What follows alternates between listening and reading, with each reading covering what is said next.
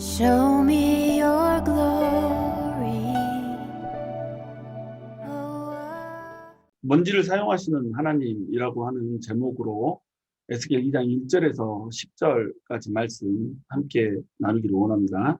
지난주에 이제 살펴보았듯이 에스겔이 하나님의 영광을 보았어요. 그 하나님의 영광을 보면서부터 에스겔의 소명이 시작되는 거예요.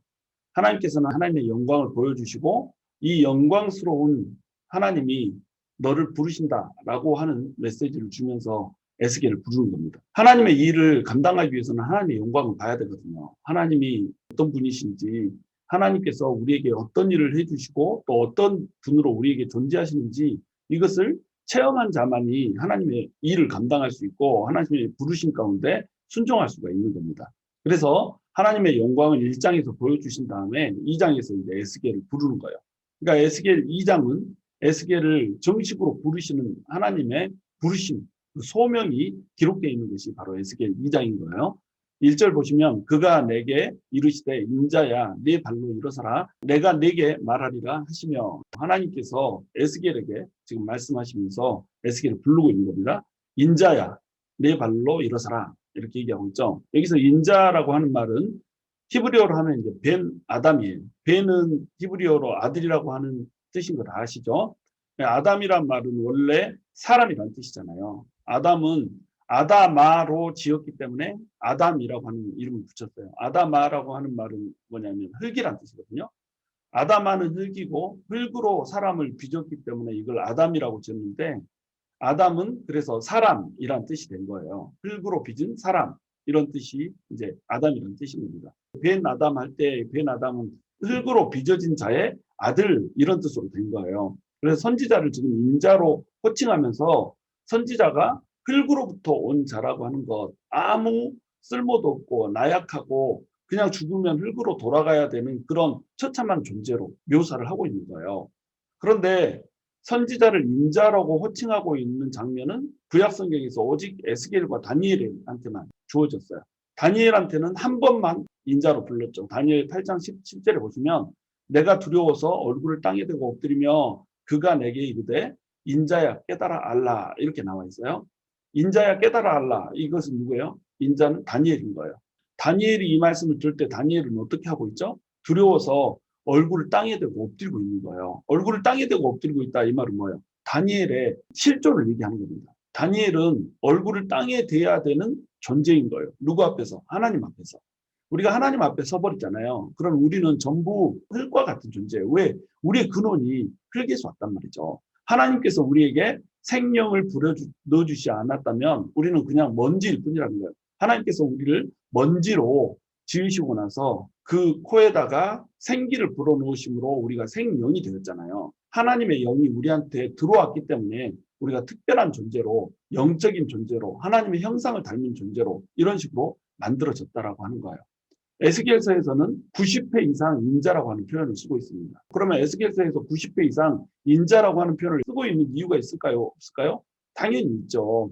에스겔의 특별한 상태 이것을 하나님께서 강조를 하고 계시는 겁니다. 인자야 이렇게 부르심으로 말미암아서 에스겔이 어떤 존재인지를 얘기하고 있는 거예요. 에스겔은 사람의 아들이에요. 아다마에서 온 아담이에요.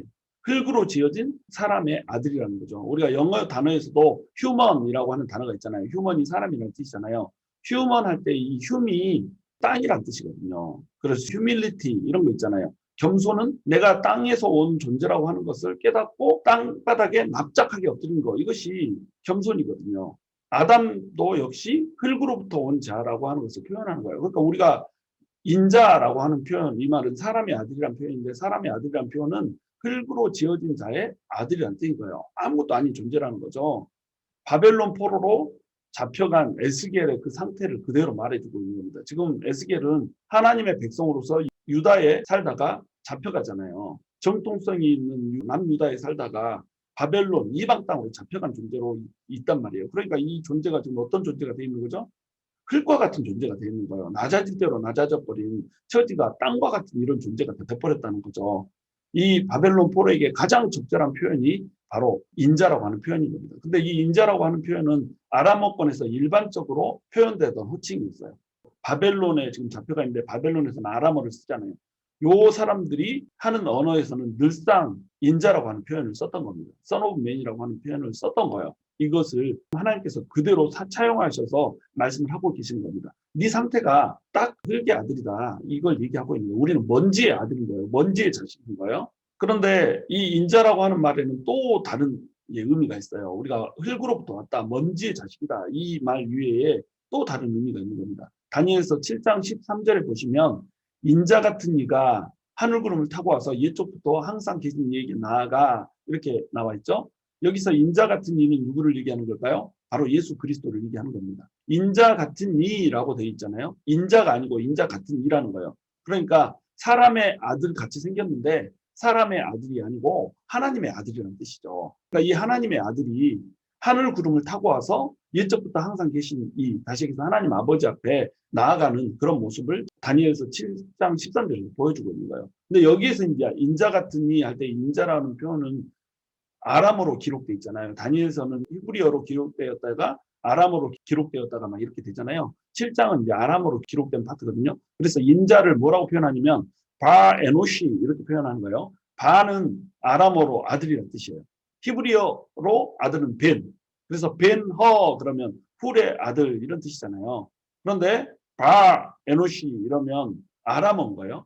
시몬 베드로가 예수님 앞에 주는 그리스도시요 살아계신 하나님의 아들이다 이렇게 세상에서 가장 멋진 고백을 했을 때 예수님이 뭐라고 그래요? 바요나 시몬아 네가 복되도다 이렇게 얘기하잖아요.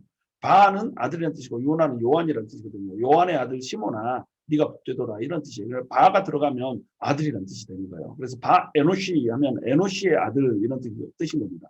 에노시는 인간을 지칭하는 또 다른 명칭인 거예요. 인간을 명칭할 때 아담이라고 명칭하기도 하지만 또 에노스라고도 명칭을 하는 거예요. 여러분 아담의 자손 중에 에노스 있잖아요. 셋의 아들 에노스. 셋이 에노스를 낳았는데 에노스 때야 비로소 사람들이 하나님의 이름을 부르더라 이렇게 돼 있잖아요. 이 에노스가 바로 사람이라는 뜻인 겁니다. 그런데 아담이 사람이라는 뜻을 갖는 것과 에노스가 사람이라는 뜻을 갖는 것은 차이가 있어요. 아담이라고 하는 뜻은 어떻게 해서 사람이라는 뜻이 됐냐면 흙으로 지었기 때문에 흙으로 지으심을 받은 사람이라고 하는 뜻에 집중이 되어 있는 거예요. 근데 에노스는 뭐냐면 모털이라고 하는 말에 집중이 되어 있어요. 그러니까 죽을 수밖에 없는 자로서의 사람을 얘기하는 겁니다.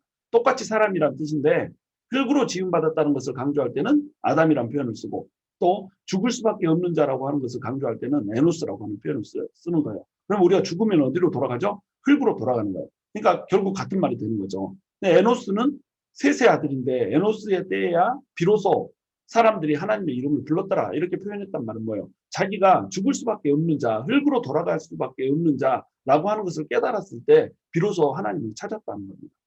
우리 인간은 자기 자신이 뭔지라고 하는 것을 깨닫는 그 순간에 비로소 자기의 실존을 알기 때문에 하나님 앞에 나아갈 수가 있는 거예요. 내가 죽을 수밖에 없는 자라고 하는 것을 깨닫고 내가 흙으로 돌아갈 수밖에 없는 자라고 하는 것을 깨달을 때 그때서야 비로소 하나님의 이름을 부를 수가 있는 거라는 거죠. 그러니까 이 인자라고 하는 표현은 굉장히 중요한 표현인 겁니다. 그래서 90회 이상 이 인자라고 하는 표현으로 부른 거예요. 인자야 너는 흙으로 왔다. 그래서 흙으로 돌아갈 자다. 너는 죽을 수밖에 없는 자다. 너는 허망한 자다. 이렇게 얘기를 하고 있는 거예요. 근데 흙으로부터 온 그 사람을 하나님께서 어떻게 했어요? 생명을 불어넣어서 특별한 존재로 만들어버렸단 말이에요. 하나님의 영이 들어가는 순간에 특별한 존재가 돼버린다는 거예요. 우리 인간의 정체성은 에노스예요.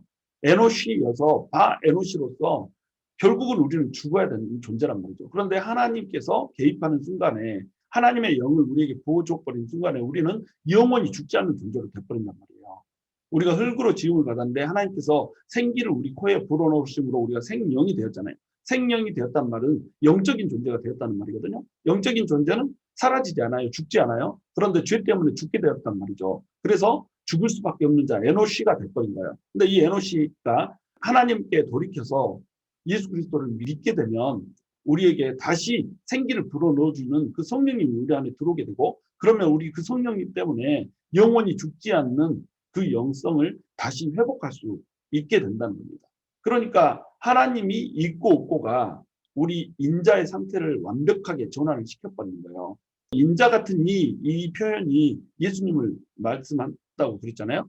그래서 예수님께서 이 땅에 오셨을 때 자기 스스로를 뭐라고 불렀어요? 인자라고 불렀다는 겁니다. 인자라고 부른 이유는 뭐예요? 사람의 아들이라는 뜻이잖아요. 그럼 그 당시에 살고 있던 모든 사람들은 사람의 아들이에요? 아니에요? 다 사람의 아들이에요. 에스겔 시대에 살고 있던 사람들 전부 다 사람의 아들이에요? 아니에요? 다 사람의 아들이죠. 다니엘 시대에 살고 있던 사람들 전부 사람의 아들이에요? 아니에요? 사람의 아들이죠. 근데 하나님께서 다니엘을 찾아서 인자야 이렇게 부른단 말이에요. 사람의 아들아 이렇게 부른단 말이죠.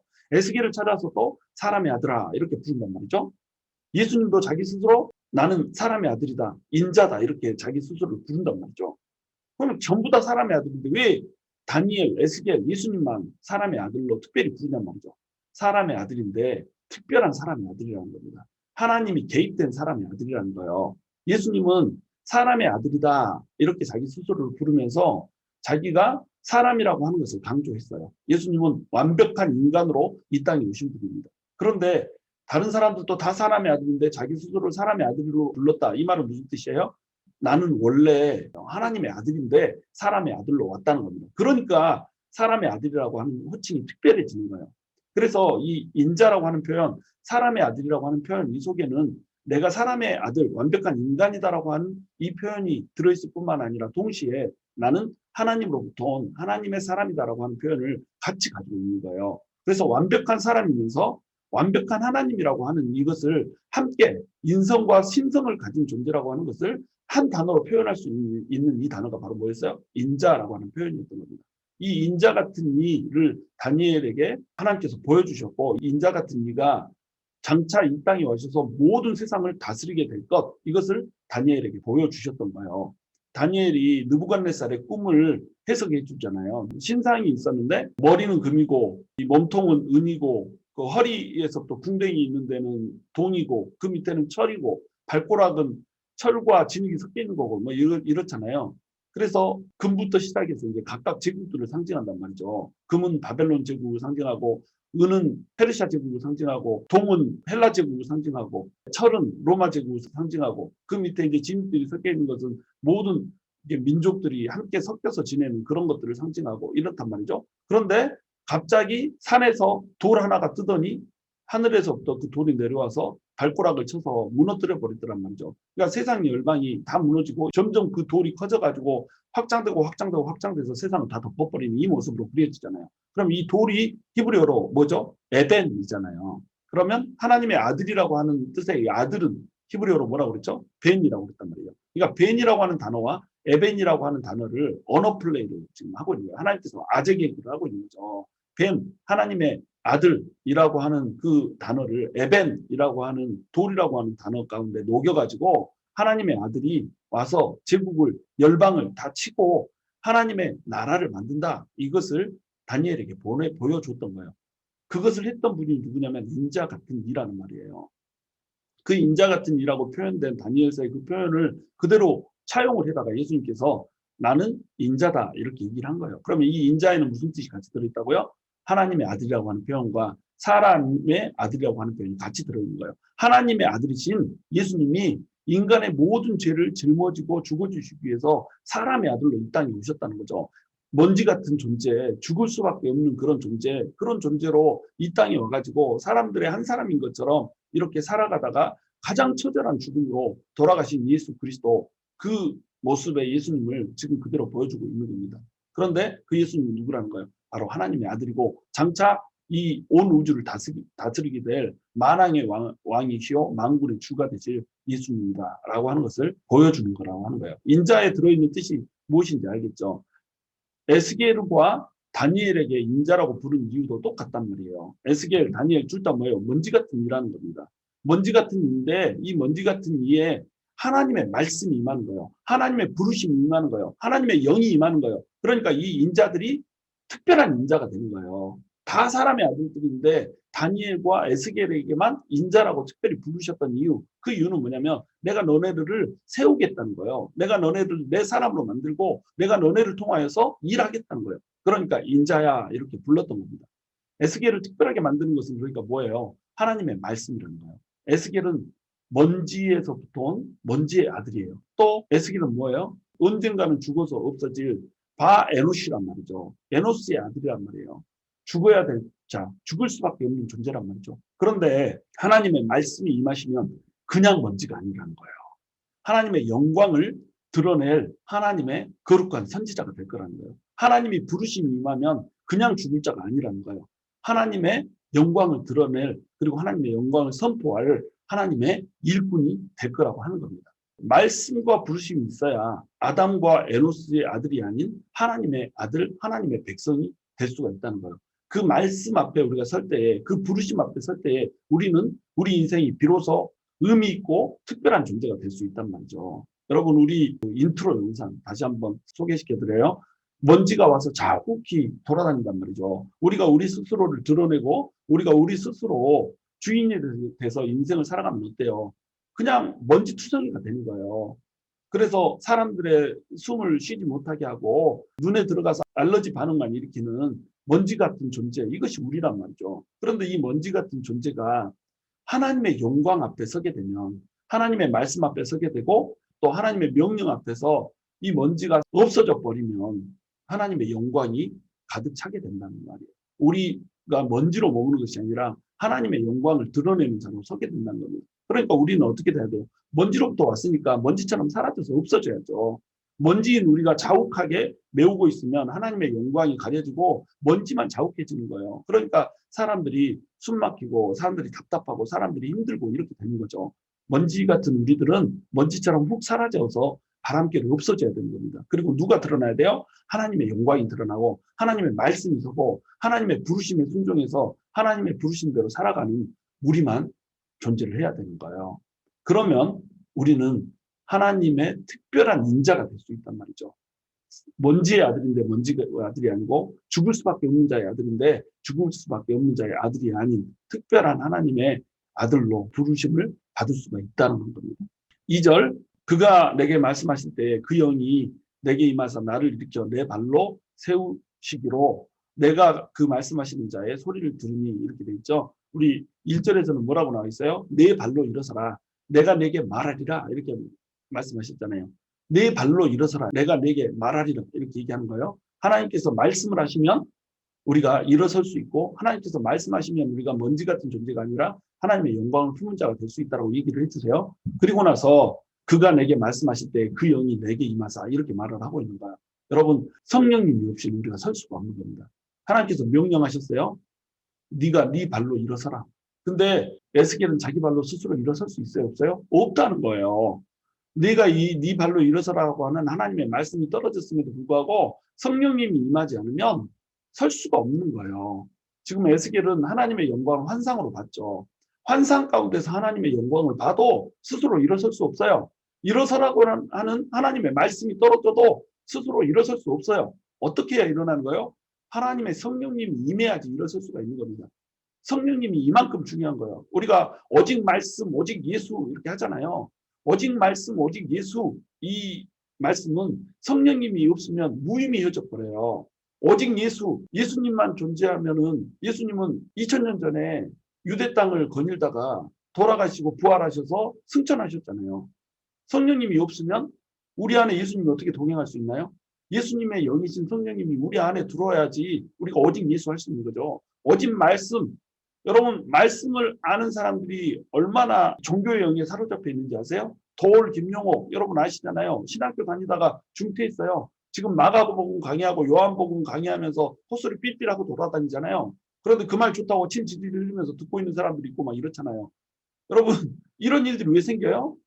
말씀이 있는데 영이 없는 겁니다. 말씀은 지식으로 깨닫는 게 아니에요. 그런데 이 사람은 지식과 철학으로 말씀이 대하고 있는 거예요. 그러니까 그 안에 지식과 철학은 있는데 영이 없으니까 깨닫지를 못하는 겁니다. 하나님의 말씀은 오직 영으로만 깨닫는 거예요. 왜? 하나님이 영이시기 때문에.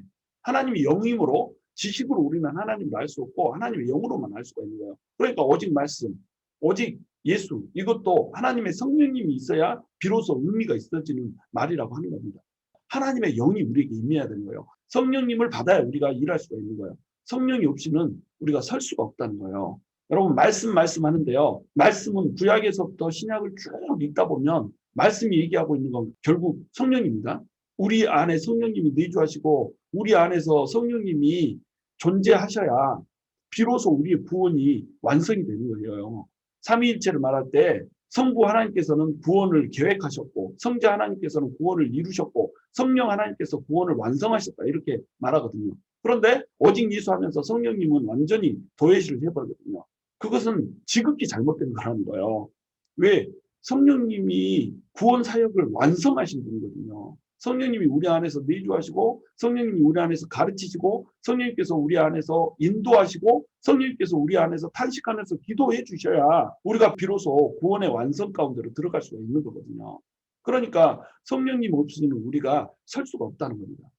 하나님의 영광을 환상으로 봐도 하나님의 말씀을 들어도 우리에게 결국 성령님이 임하지 않으면 우리는 스스로 일어날 수가 없는 거예요.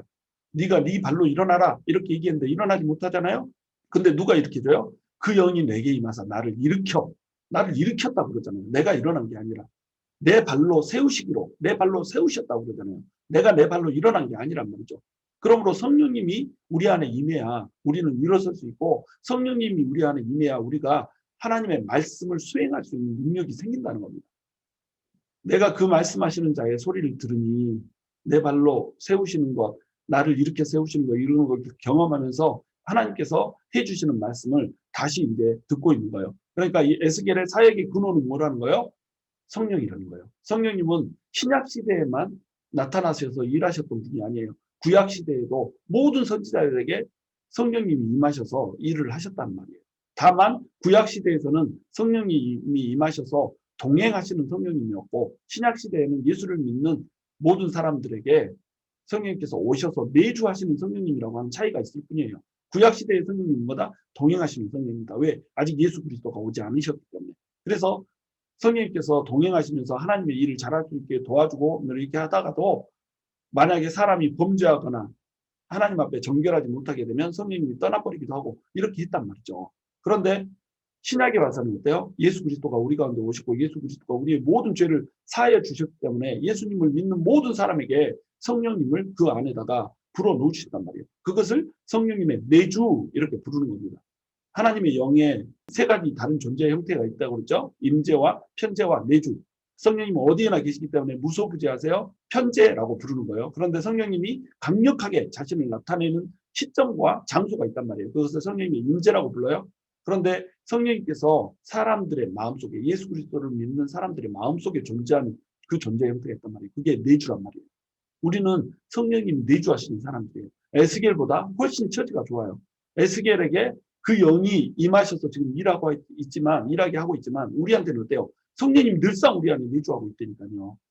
그 성령님이 우리 안에서 활발하게 일할 수 있도록 우리를 성령님 앞에 내어드릴 때 우리는 성령으로 충만한 사람이 되고 또 하나님의 사람이 되고 하나님의 영광을 드러내는 사람이 될 수가 있다라고 하는 겁니다. 3절 내게 이르시되 인자야 내가 너를 이스라엘 자손 곧 패역한 백성 나를 배반하는 자에게 보내노라. 그들과 그 조상들이 내게 범죄하여 오늘까지 이르렀나니 이렇게 얘기하고 있죠. 여기서 패역한 백성 하나님의 배반자 이렇게 부르고 있죠. 나를 배반하는 자에게 보내노라 이렇게 말하면서 이스라엘의 자손을 패역한 백성이면서 동시에 하나님을 배반한 자로 이렇게 부르고 있습니다. 그러면 이 이스라엘 백성들은 지금 왜 바벨론의 포로로 잡혀가 있는 거예요? 패역했기 때문에, 배반했기 때문에. 패역과 배반이 모든 불행의 원인이라고 하는 겁니다. 하나님께서는 하나님의 백성을 사랑하세요. 하나님의 백성이 하나님과 교제 나누면서 풍요롭고 번영을 누리면서 이렇게 살아가기 원하세요. 그런데 하나님을 배신하고 하나님을 배반하고 돌이키고 하나님의 뜻대로 살지 못하고 하나님의 가슴을 아프게 하는 그 패역을 저지르는 순간에 인간에게는 불행이 임한다는 거예요. 여기서 우리가 한 가지 단어를 좀 알 필요가 있는 게 뭐냐면 패역한 백성 이렇게 표현되어 있잖아요. 이 패역한 백성할 때 이 백성이라고 하는 단어를 고임이라고 하는 단어를 쓰고 있어요. 하나님께서는 이스라엘 백성들을 암이라고 하는 단어를 써서 부르거든요. 암, 이게 뭐 암덩어리란 뜻이 아니고 히브리어로 백성이란 뜻입니다. 하나님께서 호세아에게 아들을 고멜을 통해서 이제 낳게 해주잖아요. 그 아들 중에 이름 하나가 뭐였어요? 로암미였잖아요. 로암미, 로가 아니란 뜻이고 암미라고 하는 것은 이제 암이 백성이라는 뜻이라고 했잖아요. 그래서 내 백성이 아니다 이런 뜻이 되는 거예요. 너네가 이제 내 백성이 아니다. 패역했기 때문에 내 백성이 아니다. 이렇게 얘기했단 말이죠. 이때도 로암미에서 암이라고 하는 단어를 썼어요. 근데 여기서는 지금 고임이라고 하는 단어를 써버린 겁니다. 이 고임이라고 하는 단어는 언제 쓰이는 거냐면 이스라엘 백성이 아닌 이방 백성들을 부를 때 쓰는 단어인 거예요. 그러니까 이스라엘 백성들을 지금 뭘로 부르고 있는 거예요? 이방인 백성으로 부르고 있는 거예요. 이스라엘 자손이 이방인들하고 똑같이 돼버린 거예요. 하나님의 백성이 아닌 자처럼 돼버린 겁니다. 우리식으로 얘기하자면 하나님의 백성인데 하나님의 자녀인데 불신자처럼 똑같이 돼버렸다는 거예요. 하나님을 믿는 사람인데 하나님을 안 믿는 사람하고 똑같이 돼버렸다는 거예요. 이것이 패역한 백성이라는 겁니다. 세상 사람들과 전혀 구별이 되지 않는 크리스찬, 이것이 패역한 백성이란 말이에요. 우리가 세상 가운데 살 때 세상 사람들은 죄악 가운데 살잖아요. 세상 사람들은 세상 문화 가운데 마귀의 문명 가운데 산단 말이에요. 그런데 하나님의 백성은 뭘로 살아요? 하나님의 말씀으로 산단 말이죠. 그런데 하나님의 백성이 세상 백성들과 전혀 다를 바가 없이 이렇게 사는 거예요. 다들 믿음은 좋아 보여요. 신앙은 좋아 보여요. 근데 신앙만 좋아. 신앙만 좋고 상식이 없어. 신앙은 있는데 상식이 없어요. 자, 여러분, 신앙이라고 하는 것은 초상식이거든요. 상식을 초월하는 거예요. 그러니까 초상식이기 때문에 요 신앙을 가지고 있는 사람이 상식을 가지고 있으면 어떻겠어요? 상식이 있는데, 상식 안에서 행동을 하고 있는데 초상식을 가지고 있단 말이에요. 그러니까 이 사람은 모든 사람들에게 존경을 받는 겁니다. 상식적으로 인간적인 행동을 다 하는데 인간으로서는 가질 수 없는 초상식을 아우러서 가지고 있는 거예요. 그러니까 이 사람을 존경하고 와, 저 사람이 믿는 하나님은 무엇일까? 도대체 상식을 초월하는 저 사상을 가진 저 사람의 마음속에는 뭐가 있는 것일까? 이러고 우리한테 돌아온다는 거예요. 근데 우리가 신앙을 가지고 있어요. 예배 드려요. 하나님께 막 찬양하고 늘 입만 열면 하나님 말해요. 그런데 세상에 나가서는 상식 밖의 행동을 하는 거예요. 세상 사람들도 하지 않는 짓을 하면서 살고 있는 거예요. 그러면서 신앙은 초신앙인 거예요. 그러면 이 사람들은 어떻게 보이죠? 땅을 살고 있는 것이 아니라 하늘에 둥둥 떠다니는 사람으로 보이는 겁니다. 저 사람들은 우리하고 다른 별종 이렇게 보이는 거예요. 그러니까 저 미친놈들 이렇게 되는 겁니다. 그러면 미친놈들이 사람들한테 매력을 끌 수 있을까요? 매력 못 끄는 거죠. 그러니까 하나님께로 돌아오는 사람들이 그렇게 적을 수밖에 없는 겁니다. 크리스찬들이 상식 밖의 삶을 살거든요. 하나님 이렇게 입술로는 말하는데 실제 그 마음속에는 진정한 신앙이 없거든요. 입술로만 말하는 신앙, 하늘에 떠다니면서 이 땅에 발을 딛고 살지 못하는 신앙, 이런 신앙을 가지고 있으니까 사람들이 예수 믿으시오. 그럼 너나 믿으셔요. 하나님이 당신을 사랑하십니다. 아니 너나만이 사랑받으셔. 이렇게 한단 말이죠. 우리는 세상과 구별된 사람이 돼야 돼요. 그러면서 세상에 존경을 받는 사람이 돼야 된다는 거죠. 그런데 이 이스라엘 백성들 봐보세요. 패역한 백성. 고임이 돼버렸단 말이에요. 암이 아니라 고임이 돼버렸단 말이죠. 그러니까 징계를 받고 있는 겁니다. 그들과 그 조상들이 내게 범죄하여 오늘까지 이르렀느니 조상 때부터 쭉 범죄를 해왔어요. 종교개혁이 일어났던 이유가 뭐예요? 하나님을 믿는 사람들이 세상 사람들과 전혀 다를 바가 없었던 겁니다. 그러니까 종교개혁이 일어났죠. 그 조상들이 조상 대대로 범죄했던 그 삶의 스타일을 바꾸기 위해서 종교개혁이 일어났잖아요. 근데 지금 어때요? 똑같이 하나님의 백성들이 세상과 구별 없이 살아가고 있는 거예요. 그러니까 지금 현재는 뭐가 필요해요? 종교개혁이 필요하단 말이에요. 지금까지 살아왔던 우리의 삶의 패턴과 우리가 믿어왔던 번영신학, 풍요신학을 버리고 정말로 여호와께로 돌아가고 말씀으로 돌아가는 그 종교개혁을 우리 안에서 우리가 이루어내야 된다는 거예요. 그래야 우리가 진정으로 하나님의 자녀가 돼서 하나님의 영광을 드러낼 수 있다는 겁니다. 근데 우리가 여기서 이제 하나님의 사랑을 볼 수가 있어요. 자, 패역한 백성이에요. 암이 아니라 고임이라고 불리고 있어요. 하나님을 배반했어요. 그런데 에스겔을 성령으로 충만하게 해 주셔서 이렇게 세우잖아요. 에스겔을 이렇게 세우시는 이유 뭐예요? 이스라엘 백성들한테 보내려고. 그래도 여전히 하나님 새끼라는 겁니다. 우리가 패역해서 세상과 구별되게 살지 못하고 하나님께 배반되게 이렇게 패역한 백성처럼 살아도 우리가 고임으로 산다고 할지라도 하나님께서 우리 여전히 사랑하신다는 거예요. 그리고 우리를 여전히 하나님 새끼로 봐주신다는 거예요. 하나님께서 이스라엘 백성들을 아예 버렸다면 에스겔을 보낼 필요도 없죠. 마찬가지로 하나님께서는 오늘날 우리에게 폐역되게 살고 배반되게 살아도 우리에게 하나님 새끼로 여기면서 끝까지 하나님 말씀을 전파해 주기를 원한다는 거예요. 여기서 이스라엘 자손 이렇게 부르고 있죠. 이 말은 유다 지파만 부르고 있는 게 아니란 뜻이에요. 유다 지파뿐 아니라 12지파 모두를 부르고 있다는 겁니다. 정말로 폐역하게 살았던 그 이스라엘 자손들, 북이스라엘의 그 폐역함을 봐보세요. 19명의 왕이 있었는데 19명의 왕 중에 선한 왕이 단 한 명도 없잖아요. 우상 숭배에 쩔어 있어서 건립부터 단과 베델에 가장 꼭대기와 가장 밑에 두 송아지를 세워놓고 그 황금 송아지를 이것이 너네를 구원한 너네 나라를 건설해준 하나님이다 이렇게 하면서 하나님을 송아지 취급해버렸잖아요. 그럼에도 불구하고 하나님께서는 여전히 너는 내 새끼 이러고 있는 겁니다. 그래서 내가 너네한테 말할 테니까 너네 내 말 들어라 이렇게 얘기를 해주고 있는 거라는 거예요. 4절 이 자손은 얼굴이 뻔뻔하고 마음이 굳은 자니라 내가 너를 그들에게 보내노니 너는 그들에게 이르기를 주 여호와의 말씀이 이러하시다 하라. 이 자손은 얼굴이 뻔뻔하대요. 얼굴이 뻔뻔한 자, 얼굴이 딱딱하단 말이죠. 얼굴이 뻔뻔하단 말은 뭐냐면 죄를 지어도 부끄러움을 모른다는 뜻입니다. 신약 성경에 보면은 예수님께서 문둥병자를 치유해 주는 장면이 많이 나오잖아요. 왜 문둥병자가 그렇게 많이 나오냐면 이 문둥병자는 이 영적인 문둥병자를 상징하는 거예요. 영적인 문둥병자, 문둥병자의 특징이 뭐죠? 병에 걸려서 코가 떨어져 나가고 손이 떨어져 나가는데 고통을 느끼지 못하는 거예요. 영적인 문둥병자는 뭐겠어요? 내가 죄를 지어서 내 죄 때문에 나의 모든 자아가 더럽혀지고 나의 모든 자아의 일부들이 떨어져 나가고 막 이렇게 되는데도 그 죄로 인해서 내가 고통을 전혀 느끼지 못하는 거예요. 죄책을 느끼지를 못하는 겁니다. 양심이 화인 맞아서 나는 잘하고 있다라고 생각한 거예요. 얼굴이 뻔뻔한 자의 특징은 뭐예요? 죄를 지으면서도 하나님의 말씀 밖에서 살면서도 지 멋대로 살고 있으면서도 부끄러움이 없는 거예요. 떳떳하고 당당한 거예요. 나는 이 정도면 착하지, 이 정도면 선하지. 여러분 세상 나가서 살아보세요. 많은 사람들에게 당신은 죄인입니다 이렇게 얘기하면 어때요? 되게 기분 나빠합니다. 세상 사람들이 크리스찬들을 싫어하는 이유 중에 하나가 뭐예요? 자기를 죄인이라고 부르거든요. 내가 무슨 죄를 그렇게 졌냐 말이지. 내가 뭐 사람들을 죽였냐? 내가 사람들을 뭐 칼로 찔렀냐? 그런 죄도 짓지 않았는데 나한테 왜 자꾸 죄인이래? 이러면서 한단 말이죠. 죄를 지어도 부끄러움을 모르는 겁니다.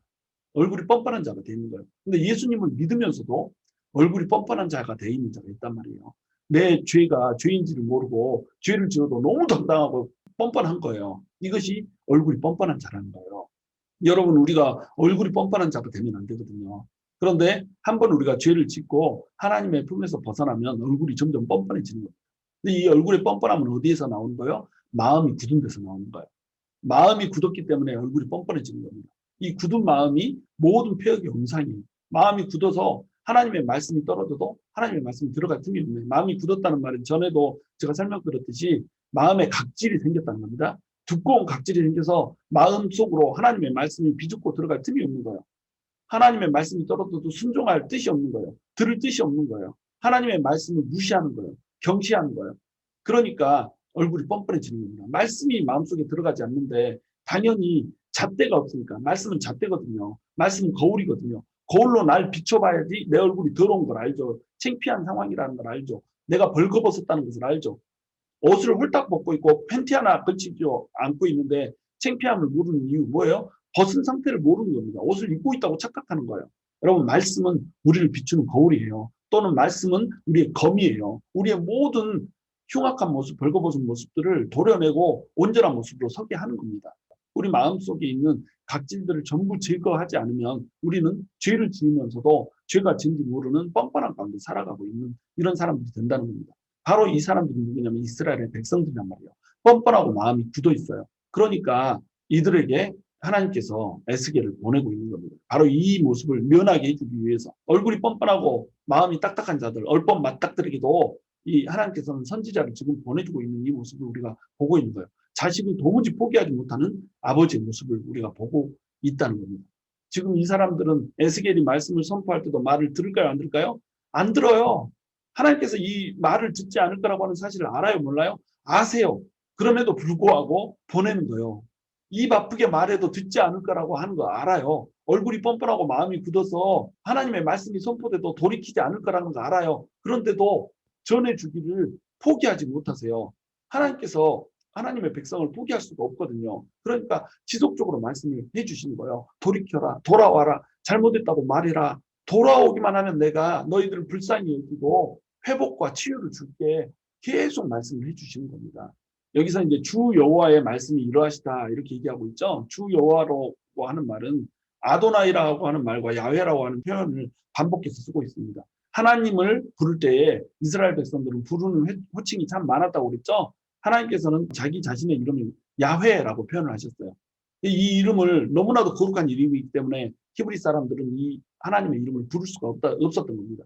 야훼라고 하는 이름을 부를 수 없어서 자음으로만 표현을 했던 거예요. 그래서 이것을 시간이 지나면서 이제 자음으로만 돼 있고 아무도 이 이름을 부르는 사람이 없었기 때문에 이걸 어떻게 읽을 줄을 모르는 거예요.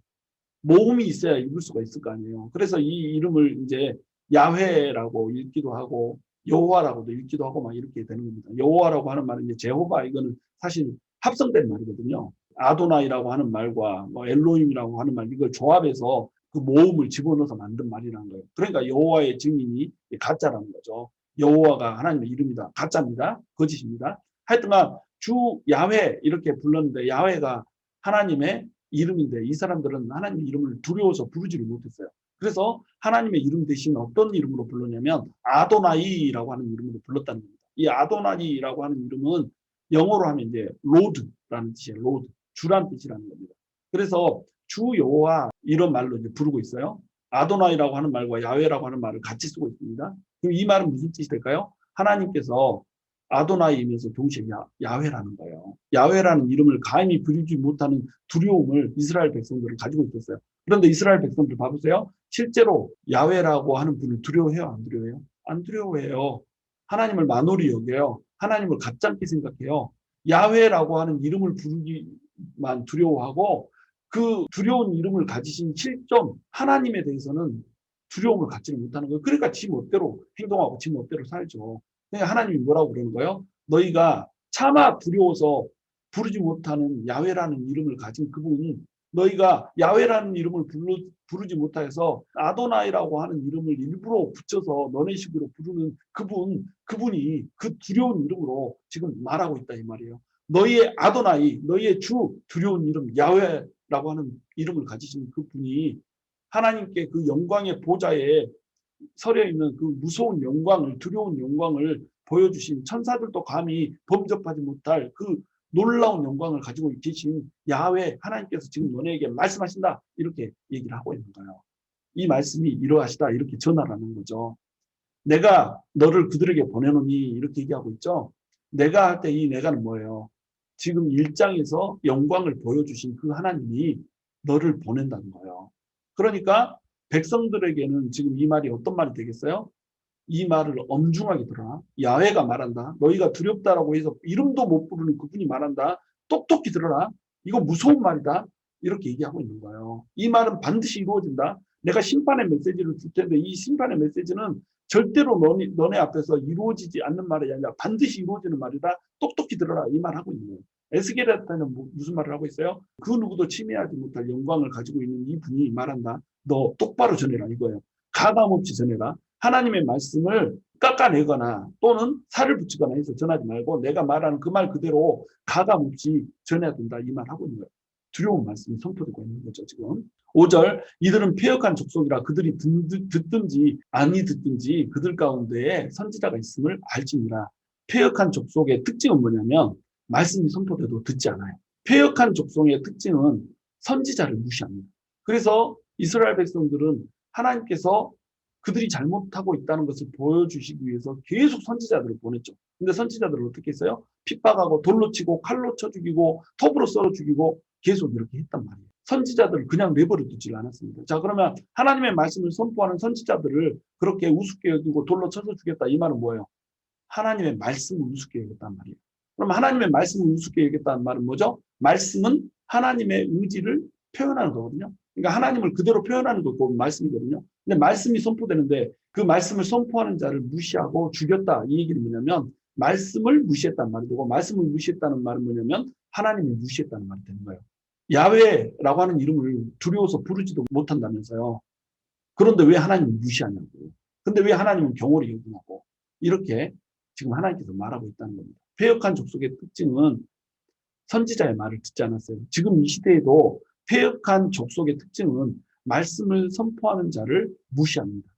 목회자를 무시하고 하나님의 사역자를 무시해요. 그래도 담임 목사에 대해서는 존경이 있죠. 담임 목사에 대해서는 그래도 어떻게 하든지 좀 잘 보이려고 하고 뭐 이렇게 하죠. 그런데 담임 목사하고 관계가 틀어지면 어떻게 돼요? 아, 목사 죽이려면 되는 거예요. 목사가 전하는 말, 이 말은 그냥 사람이 전하는 말이 되는 거죠. 사람이 꼴보기 싫으니까 하나님의 말씀도 우스워져 버리는 거예요. 이렇게 되면 안 된다는 거죠. 하나님의 말씀이 선포되면 그 말씀은 말씀으로 받을 수 있다는 겁니다. 말씀을 선포하는 자를 여러분 절대 무시하면 안 돼요. 특별히 이제 부교육자들, 우리 교회는 부교육자가 특별히 임명이 되신 분이 없지만 이종민 간사나 이보연 사모나 이런 사람들이 지금 주일학교를 하고 있잖아요. 그래서 주일학교에 하나님의 말씀을 선포하는 자란 말이죠. 그러면 이 사역자들 역시 무시하면 안 되는 거예요. 우습게 여기면 안 된다는 거죠. 하나님의 일을 하고 하나님의 말씀을 선포하는 자면은 그 직분으로 세워졌으면 이 사람들을 무시하면 안 된다는 거예요. 이 사람들을 무시한다. 이건 무슨 뜻이에요? 패역한 족속이라는 뜻이 되는 겁니다. 여러분, 어떤 교회에서 어떻게 섬기든지 간에 사역자에게 함부로 대하면 안 돼요. 위임 권위자라고 하는 것이 있거든요. 그래서 뭐 하나님의 종이기 때문에 절대 복종하고 순종하고 이런 말 하는 게 아니에요. 저도 제 스스로 나한테 막 복종하고 무조건 내가 결정하면 다 따르고 막 이런 거 원하지 않아요. 저는 내 스스로 막 결정해서 독단적으로 밀고 나가고 막 이런 거 없어요. 어찌 됐건 여러분의 의견을 들으려고 하고 성경 공부를 하나 해도 뭘 배우고 싶냐 물어보고 이렇게 가잖아요. 여러분을 제가 이제 존중해 드리는 겁니다. 그런데 성도들은 또 어떻게 해야 되냐면 위임 권위자라고 하는 것을 특별히 여길 수 있어야 된단 말이죠. 권위가 하나님으로부터 부여가 됐으면 그 권위를 존중할 수 있어야 된단 말이에요. 얘기를 하고 또 말을 하면 한 번 말할 때 그 말을 무게 있게 들어야 된단 말이죠. 그 말을 그냥 싹 무시하고 자기 혼자 마음대로 행동하고 이렇게 되면 그것이 사실은 하나님을 무시하는 게 돼버린다는 거예요. 자, 모세가 구스 여인을 취해요. 그래서 구스 여인과 결혼을 하죠. 시포라라고 하는 여자가 있었는데 아내가 있었는데 구스 여인을 데려다가 이방 여인과 결혼을 해버립니다. 이것을 미리암과 아론이 비난을 해버리잖아요. 그러면서 미리암이 비난하면서 너만 선지자냐 나도 선지자다 하고 선을 넘어버려요. 모세가 구스 여인을 취했다라고 하는 거 이것만 잘못을 지적한 뿐만 아니라 그 권위에 도전을 해버린 겁니다. 너만 선지자냐 나도 선지자다 이렇게 하면서 모세의 레벨에 자기가 똑같이 올라가 버리려고 한 거예요. 그러니까 미리암이 어떻게 돼버렸죠?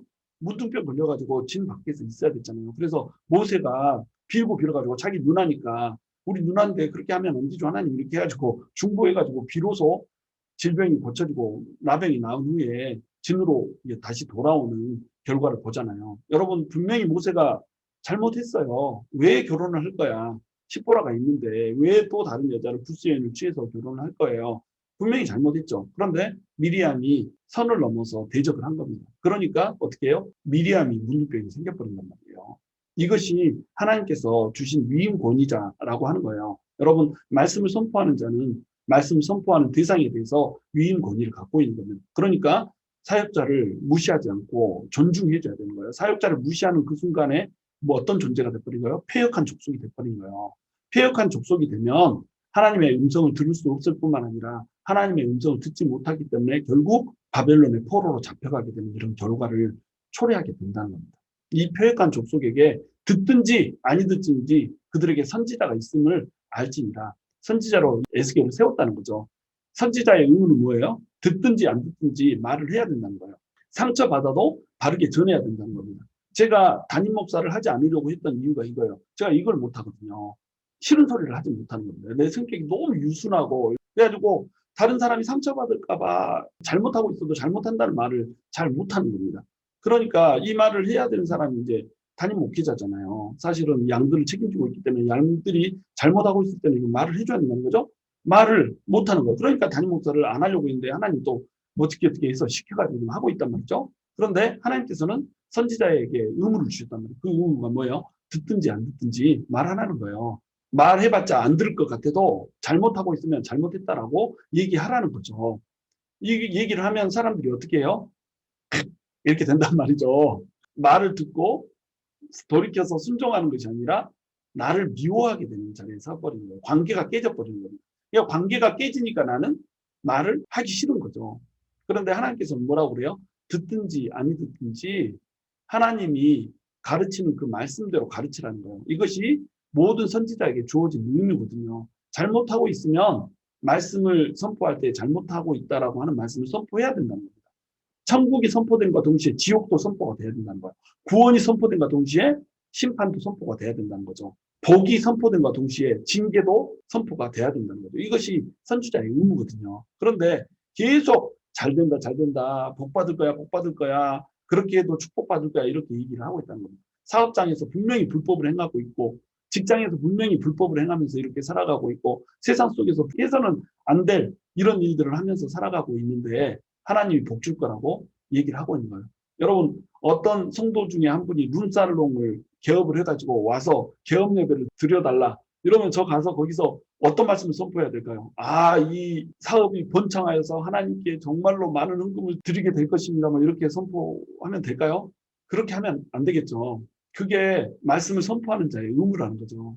말씀은 하나님께서 가르치신 대로 선포를 해야 되는 거예요. 그런데 룸살롱이 번창할 겁니다. 이렇게 선포를 하게 되는 그 목사의 마음속에는 어떤 마음이 있을까요? 상처받을까 봐 두려운 거예요. 요거 하면 안 됩니다. 이렇게 얘기하기가 두려운 거죠. 왜? 교회 떠날까 봐. 왜? 그분이 날 욕할까 봐. 왜? 그분과의 관계가 끊어질까 봐. 자, 이렇게 되면 이 사람은 사실은 선지자의 의무를 담당하고 있어요? 안 담당하고 있어요? 담당하지 않고 있다는 겁니다. 말씀을 맡은 자는 관계가 깨져도, 사람이 상처받아도, 심지어는 교회를 떠나게 되는 한이 있다고 할지라도 잘못하고 있는 거 잘못하고 있다라고 선포할 수 있어야 되거든요. 하나님의 말씀을 여과 없이 그대로 선포할 수 있어야 된다는 겁니다. 그래서 제가 말씀을 전할 때만큼은, 단에 설 때만큼은 여과 없이 순수하게 하나님께서 전하고자 하는 메시지를 그대로 전하는 거예요. 거의 직격탄에 가까울 정도로 원색적으로 말씀을 전하는 겁니다. 왜? 하나님 앞에서 선지자의 의무를 저버리는, 하나님의 말씀을 선포하는 그런 의무를 저버리는 그런 자가 되고 싶지 않거든요. 물론 제가 선지자라고 하는 얘기는 아니에요. 말씀을 선포하는 자, 메신저로서의 그 의무를 저버리고 싶지 않은 겁니다. 자, 이 말씀에 듣든지 아니 듣든지 그 책임은 누구한테 있는 거예요? 말씀을 듣는 성도들에게 책임이 있다는 겁니다. 하나님께서는 말씀을 무조건 선포하시기 원해요. 듣든지 아니 듣든지 선포하기 원합니다. 그래서 말씀은 그저 선포되고 말씀대로 성취될 뿐이에요. 너에게 심판이 임한다? 사람들이 듣잖아요. 무슨 심판이야? 웃기는 소리. 너희가 포로로 잡혀간다? 무슨 포로로 잡혀가? 우리나라가 망한다고 무슨 소리? 너 매국노지. 예레미야한테도 막 이렇게 해서 예레미야 고문하고 막 이렇게 했잖아요. 예레미야 뭐 우물에다 가둬버리고 이렇게 했단 말이죠. 그런데 심판이 이루어져요? 안 이루어져요? 이루어진단 말이에요. 거부한다고. 성도들이 거부한다고 그 심판이 이루어지지 않는 거 아니에요. 심판을 선포하는 메신저를 핍박한다고 해서, 미워한다고 해서 그 심판이 이루어지지 않는 게 아니에요. 심판을 선포해주는 메신저를 고맙고 감사하게 생각해야 되는 거예요.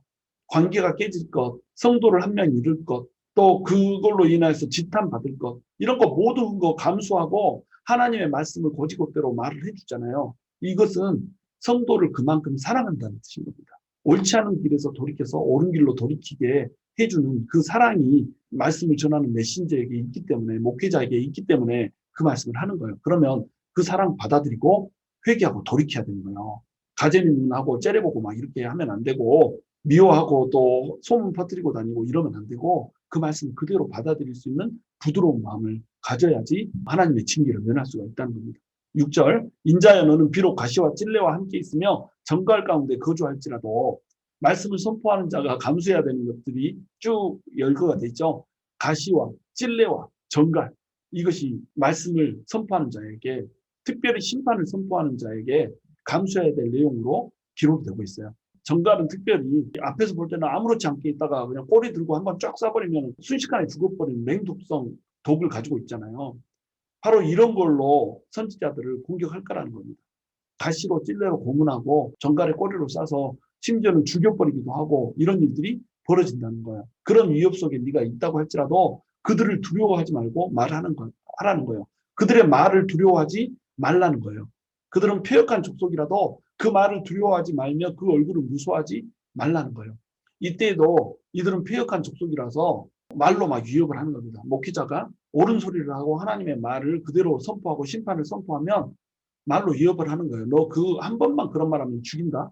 이렇게 하는 거예요. 저도 하나님께서 저를 강권하셔서 예전에 잘못하고 있는 장로들에게 회개를 선포한 때가 있었거든요. 그랬다가 저 당회에 불려갔어요. 당회에서 그런 말씀 전하지 말아달라고 이렇게 저한테 부탁을 하더라고요.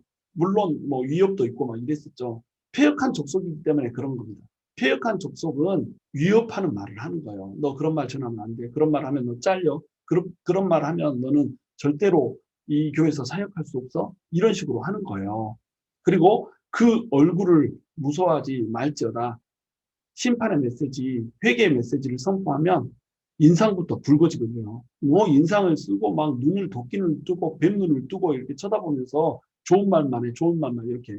제가 회개의 메시지를 선포하고 내려갔더니 어떤 장로님이 저한테 오셔서 제 귓가에다 이게 좋은 말만 해, 좋은 말만 이렇게 하시더란 말이죠. 자, 이것이 패역한 족속들의 특징이란 말이에요. 패역한 족속들은 심판의 말, 회개의 말이 떨어지면 절대 그 말을 받아들이지 않고 가시와 찔레와 정갈로 맞대응을 한다는 겁니다. 그리고 말로 위협하고 얼굴에 인상을 가득 찌푸린 채 나한테 타겟 설교를 했어? 나를 짓하는 얘기를 했어? 이러고 날 째려본다는 거예요. 그러면 이것은 무슨 뜻이에요? 말씀을 선포하는 자의 말씀을 하나님으로부터 온 말씀으로 보지 않는다는 거예요. 말씀을 경시 여긴다는 겁니다. 말씀을 경시 여긴다는 건 뭐예요? 하나님을 경시 여긴다는 거죠. 그런데 말씀을 선포하는 자는 어때야 된다는 거예요? 이런 거 두려워하지 말고 말씀을 선포하라는 거예요. 패역한 자는 말로 위협하고 패역한 자는 얼굴로 위협하고 하면서 가시와 찔레와 정갈을 동원하여서 그 운명을 끝낸다고 할지라도 그냥 생사를 걸고 하는 겁니다. 그만둔다 할지라도 더 이상 사역을 못하게 된다 할지라도 하나님의 심판의 메시지가 떨어지면 심판의 메시지를 전하는 거예요. 잘못 살고 있다. 그대로 살면 안 된다. 풍요와 번영만을 위해서 자기 유익만을 위해서 신앙생활하면 안 된다. 하나님을 진정으로 사랑하는 사람이 되고 하나님을 붙드는 사람이 돼야 되고 하나님의 사랑 안으로 들어와서 하나님의 영광만을 위해서 사는 그런 존재로 살아야 된다라고 제대로 된 메시지를 선포를 해야 되는 거예요. 여러분 이런 메시지를 선포하는 교회를 앞으로도 찾으시기 바래요. 여러분이 혹시라도 교회를 찾을 일이 있고 또 뭐 이주를 하는 일이 있고 이러면 그 목회자를 고를 때 사람들의 눈치 보고 사람들한테 휘둘리는 이러한 사람들을 이러한 목회자를 절대로 섬기지 않기를 원합니다. 여러분 사람들의 눈치를 목회자가 보는 순간에 교회에서 내가 잘려나갈까 봐 두려워하고 어떻게 먹고 살까 두려워서 제대로 된 말씀을 선포하는 목회자가 있다면 여기서는 하나님의 말씀이 제대로 선포될 수 없어요.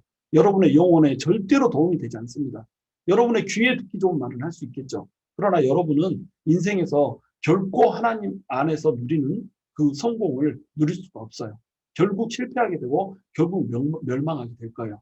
하나님의 말씀을 여과 없이 고지곳대로 선포하는 목회자를 여러분 만나시기를 주님의 이름으로 축원합니다. 7절에 보시면 그들은 심히 패역한 자라 그들이 듣든지 아니 듣든지 너는 내 말로 고할지어다. 다시 한번 듣든지 안 듣든지 말하라고 얘기하고 있죠. 다시 한번 심히 패역한 자라 이렇게 얘기하고 있죠. 그냥 패역한 자도 아니고 심히 패역한 자래요. 그래서 안 들을 거라는 거죠. 듣든지 아니 듣든지 너는 내 말로 고할지어다 이렇게 얘기하고 있어요. 내 말로 고하라 이 말은 뭐예요? 선지자에게 대해서 첫 번째는 경고를 하고 있는 겁니다. 두 번째는 선지자에게 부여된 권위에 대해서 얘기하고 있는 거예요. 내 말로 고칠지어다, 고할지어다 이 말에는 두 가지 의미가 있는 거예요. 하나는 선지자에게 대한 경고, 또 하나는 선지자에게 부여된 권위 이걸 얘기하는 거예요. 선지자한테 얘기하고 있습니다. 스스로 지어낸 말로 하지 말라는 거예요.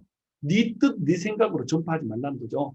그리고 세상의 초등사상 전하지 말라는 거예요. 세상의 모든 학문은 초등학문이거든요. 근데 세상에 있는 경험, 세상에 있는 지식 갖고 들어와서 하나님의 말씀인 것처럼 막 전하거든요. 상담하고 얘기하고 또 심리학을 얘기하고 이렇게 얘기하면서 그것이 하나님의 말씀인 것처럼 전한단 말이에요. 그것은 참고 자료일 뿐이죠. 세상의 학문을 무시하는 게 아니에요. 세상의 학문은 경험에 의해서 수천 년의 경험으로 쌓여져 온 거기 때문에 존중해야죠. 그런데 하나님의 말씀보다 위에 설 수 없죠. 하나님의 말씀을 전할 때는 세상의 초등학문은 그저 예시로 전하는 참고 자료일 뿐인 거예요. 뭘 전해야 되는 거예요? 하나님의 말씀을 전해야 되는 겁니다. 계시된 하나님의 말씀만 전해야 되는 거예요. 계시된 하나님의 말씀을 이해하기 쉽게 땅의 소리로 풀다 보니까 초등학문들을 갖다가 쓸 수는 있죠. 그러나 초등학문 때문에 하나님의 말씀이 뭉개져서는 안 된다는 거예요. 당시에는 거짓 선지자들이 많이 있었어요. 그래서 이 거짓 선지자들이 내가 하나님의 말씀을 받았다 이러면서 헛된 소리를 막 짓거렸어요.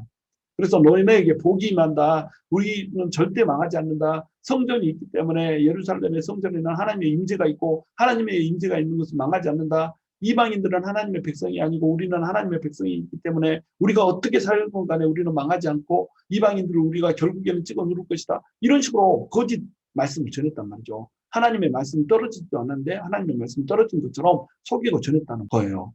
그러니까 이렇게 하지 말고 내가 말한 내용만 내 말로 고할지어다 이렇게 얘기하고 있는 거예요. 심지어는 예수님도 이 땅에 오셨을 때 내가 내 말을 전한 것이 아니라 아버지의 말씀을 전한다고 얘기를 한단 말이죠. 내가 하나님으로부터 보내심을 받았다라고 하는 증거 그건 뭐냐면 나는 내 뜻대로 말하지 않고 아버지의 뜻대로만 말하고 있다. 내 영광 구하지 않고 아버지의 영광만 구하고 있다. 이 얘기하고 있는 거예요. 선지자가 해야 되는 게 이거거든요. 말씀을 맡은 자가 해야 되는 거, 말씀을 전하는 자가 해야 되는 건 바로 이거예요.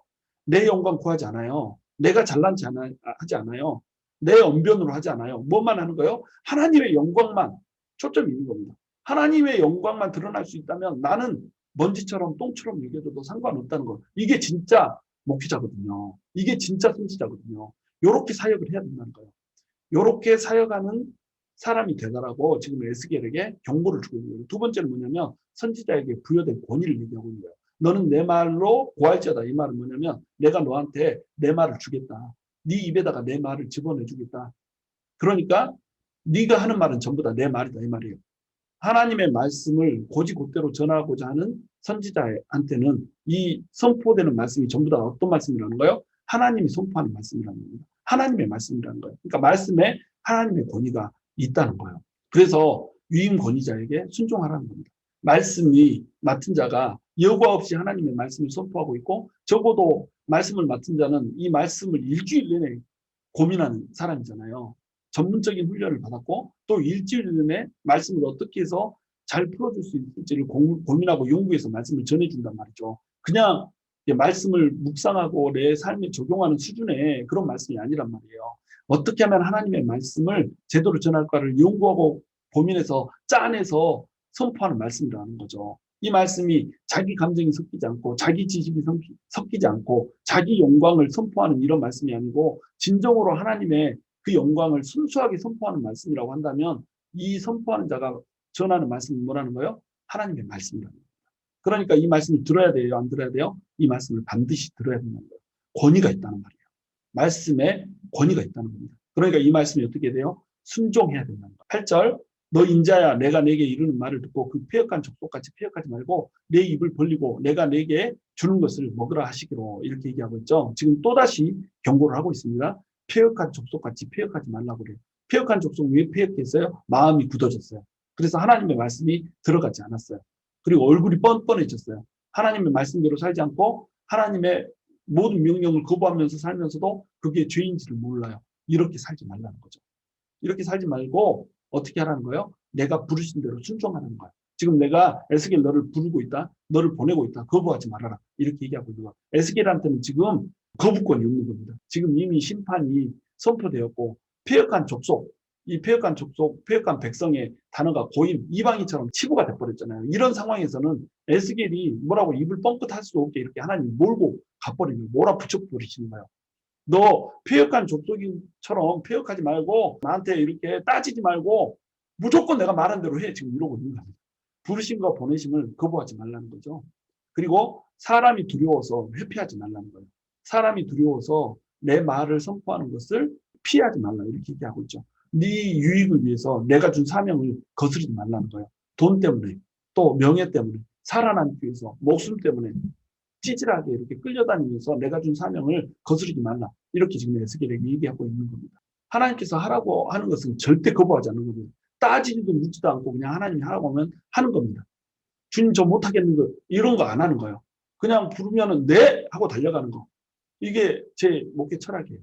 사람들이 두려워서 회피하지 않는 거. 사람들이 뭐라고 하건 선포된 말씀이 있으면 하는 거예요. 내 유익 위해서 돈 더 받기 위해서 명줄 유지하기 위해서 목사로서의 옷 벗지 않기 위해서 하나님이 선포하는 말씀 선포 안 하고 이런 짓을 저는 하지 않을 거라는 거예요. 정말로 하나님께서 선포하기 원하시는 그 말씀을 선포하고 하나님의 영광만 드러내는 그런 사역자로 서고 싶은 거예요. 내 입을 벌리고 내가 내게 주는 것을 먹으라 이렇게 말씀하고 계세요. 하나님의 말씀을 이제 줄 텐데 이 말씀을 먹으라는 거예요. 입을 벌리고 하나님의 말씀을 집어넣어 주는 겁니다. 그러면 이 말씀을 이제 먹어야 되는 거예요. 하나님의 말씀을 먼저 먹어야 돼요. 하나님의 말씀을 맡은 자는 하나님의 말씀을 먼저 먹어야 되죠. 하나님의 말씀을 먹어야 힘을 얻습니다. 하나님의 말씀은 꿀로 표현되어 있고 또 신령한 젖으로 표현되어 있어요. 꿀은 어때요? 달콤하잖아요. 하나님의 말씀이 내 입에 꿀처럼 달아야 돼요. 구원의 메시지뿐만 아니라 심판의 메시지도 나에게는 꿀처럼 다른 말씀이 돼야 되는. 그리고 이것은 신령한 저지예요. 나를 성장시키고 나를 또 성숙하게 하는 그것이 바로 말씀이라는 거죠. 이 말씀은 먹어야 되는 거죠. 말씀에 확신이 있는 자가 말씀을 전할 수가 있는 겁니다. 여러분 제가 지금 사역자의 입장에서 얘기하고 있지만 여러분은 지금 말을 들으면서 어떤 입장으로 풀어야 되겠어요? 성도의 입장에서 풀어내야 되는 겁니다. 여러분도 이렇게 살아야 된다는 거예요. 입을 벌리고 하나님의 말씀을 먹어야 된다는 거예요. 이 하나님의 말씀이 내 안에 꿀송이처럼 달아야 되고 나를 성숙시키는 신령한 젖이 돼야 된다는 거예요. 나를 성장시키는 신령한 젖이 돼야 된다는 거예요. 그래서 그 말씀을 꼴딱꼴딱 삼켜서 먹고 먹으면서 자라야 되는 거예요. 그 말씀으로 힘을 얻어야 되는 거예요. 그 말씀이 여러분의 확신이 돼야 되는 거예요. 이 말씀이 나부터 확신될 때 밖에 나가서 하나님의 말씀을 전할 거 아니에요. 밖에 나가서 예수 그리스도 믿으세요. 예수 그리스도 믿으면 그 안에 모든 것이 들어있습니다. 얘기할 수 있을 거 아니에요. 나도 믿지 못하는 말씀을 어떻게 세상 가운데 전해요. 나도 확신이 없는 말씀을 어떻게 사람들에게 선포를 하고 전파를 합니까? 그러니까 여러분 우리가 에스겔처럼 보내심을 받은 사람이라고 한다면 우리는 말씀을 먹어야 되는 거예요. 그리고 이 말씀이 우리 것이 되어야 된다는 거예요. 꿀이 돼야 되고 신령한 젖이 되어서 우리를 성숙시키고 우리를 변화시켜야 된다는 겁니다. 9절 내가 보니 보라 한 손이 나를 향하여 펴지고 보라 그 안에 두루마리 책이 있더라. 이렇게 되어 있습니다. 하나님의 손에 펴진 두루마리 책이 있었어요. 두루마리 책은 뭘까요? 하나님의 말씀이 기록된 책인 겁니다. 이 하나님의 말씀은 옛날에는 양피지나 파피루스 같은 이 두루마리에다가 기록을 했단 말이에요. 그래서 가로 30cm 정도, 세로 20cm 정도 되는 이런 파피루스에다가 이제 하나님의 말씀을 기록을 하는데 이것을 쭉 이어 붙여가지고 괄호로 쭉 피게 이렇게 되어 있는 거예요. 그래서 이사야 사본 중에 하나는 26.5cm 세로가 이렇게 되고 가로는 7.34m까지 돼요. 7m가 하나님의 말씀이 기록되어 있어요. 또 누가복음 사본이 발견된 게 있는데 이것은 세로가 25cm 그리고 괄호로 쫙 펼치면 9.5m나 돼요. 9m나 되는 이 말씀을 이 사람들은 펼쳐가면서 읽어야 했던 거죠. 이 두루마리 책을 하나님께서 환상 가운데 한 손에 들고 계시는 겁니다. 그리고 10절에 이제 그가 그것을 내 앞에 펴시니 그 안팎에 글이 있는데 그 위에 애가와 애곡과 재앙의 말이 기록되었더라. 자, 이것을 이제 누가 먹어야 돼요? 지금 에스겔이 먹어야 되는 거예요. 이 두루마리 펴진 성경 몇 미터나 될지 모르죠. 이 몇 미터나 될지 모르는 이 두루마리 성경을 먹어야 되는 거예요. 하나님의 말씀을 먹으라는 거죠. 그런데 두루마리 성경에는 원래 어떻게 돼 있어요? 한쪽은 비어있고 한쪽에 말씀이 이렇게 기록되어 있는 겁니다. 근데 하나님께서 보여주시는 하나님의 손에 들려있는 이 성경은 안팎에 글이 다 기록되어 있는 거예요. 안에도 기록되어 있고 밖에도 기록되어 있고 글이 빽빽하게 앞뒤로 양면 복사돼가지고 기록되어 있는 거예요. 자, 이만큼 하나님이 하실 말씀이 많다라는 거예요. 이만큼 전달하고자 하는 말이 많다는 거예요. 이스라엘 백성들이 말을 너무나도 안 들어 처먹는 거예요. 하나님의 백성들이 너무너무 말을 안 듣는 겁니다. 그러니까 할 말이 너무 많은 거예요. 이 말도 좀 듣고 이 말도 좀 듣고 이것 때문에 너네가 심판이 임했고 이것 때문에 너네가 재앙이 임했고 계속 말을 해주는 거예요. 그 위에 애가와 애곡과 재앙의 말이 빽빽하게 기록되어 있는 겁니다. 애가 슬퍼서 하는 말, 애곡 슬퍼서 우는 말, 재앙 심판의 말. 이 말들이 계속 기록되는 거예요. 자, 그러면 하나님께서 왜 슬퍼하실까요? 왜 슬픔의 시를 지어서 보여주시는 걸까요? 왜 슬픔의 노래를 지어서 불러주시는 걸까요? 왜 재앙의 말을 하고 있는 걸까요?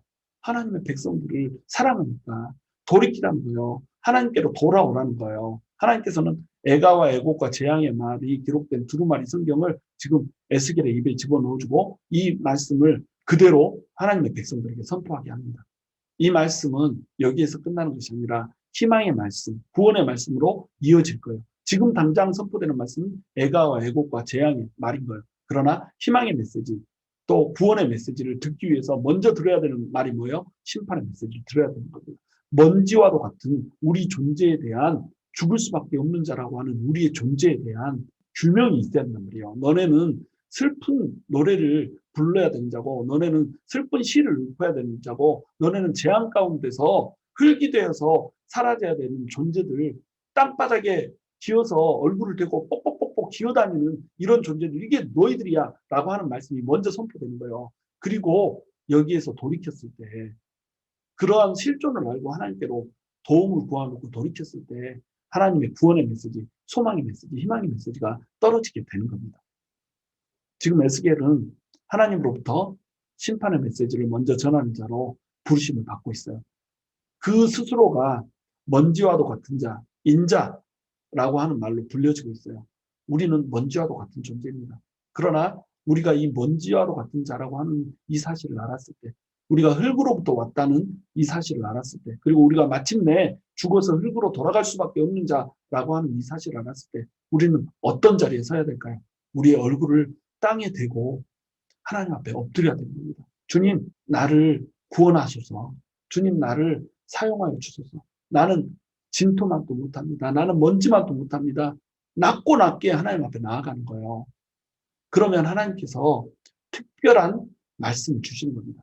하나님께서 말씀을 주시고 하나님께서 영을 부어주시고 하나님께서 소명을 주시는 거예요.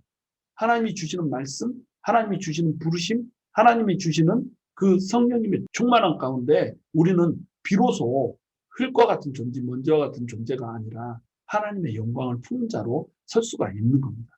저와 여러분이 비록 먼지와도 같은 존재이지만 우리가 먼지임을 깨닫고 주님의 도우심을 구하여서 주님께서 주시는 성령 충만함으로 하나님의 영광을 이 세상 가운데 드러내는 그런 귀한 사역자들이 될 수 있기를 주님의 이름으로 축원합니다.